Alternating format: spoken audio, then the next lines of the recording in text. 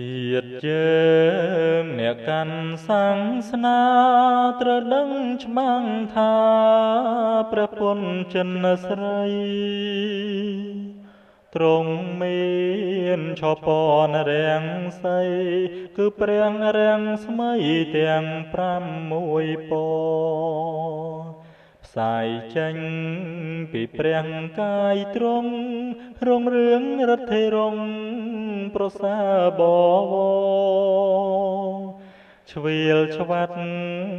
កាយឆើតឆាយល្អទាំង6ពណ៌ស្រងល្អសោភាកំណើតនៃព្រះរាំងស្មីក៏ដោយបារមីនៃព្រះភង្គវីធ្វើទា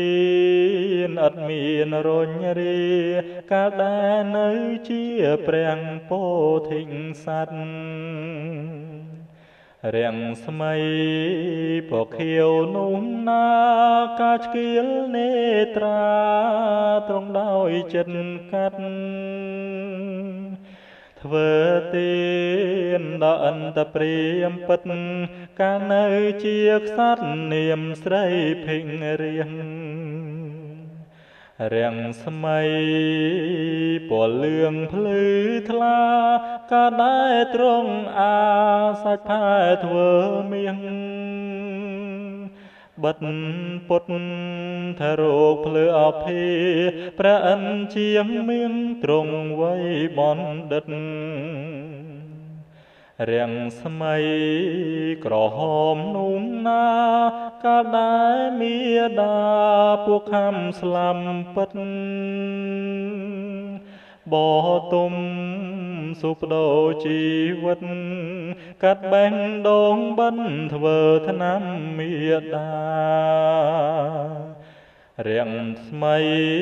ពសសុនសានកាលដែលព្រះបាទវេស្សន្តរក្សន្ត្រាឲ្យទានដំរីសសោភាដល់ព្រាមប្រាថ្នាយងពោធិញ្ញាណរាំងស្មីពណ៌ដូចជើងហង្សកាមៀលដាទ្រង់យកចាប់យកបានវិជាធោអាសាច់ខ្លួនប្រានឲ្យយ៉ាងសាមានស៊ីបដូរជីវិតរាំងស្មីពណ៌ភ្លេចពួនរាយកាលជាទុនសាយនាមសោមបណ្ឌិតឲ្យទានសាច់ឈាមជីវិត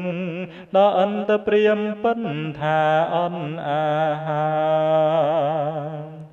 រាំងស្មីខៀវលឿងក្រហមសហងស្បាតព្រមភ្លឺភ្លេចអង្ចាត្រូវជា6ប្រការ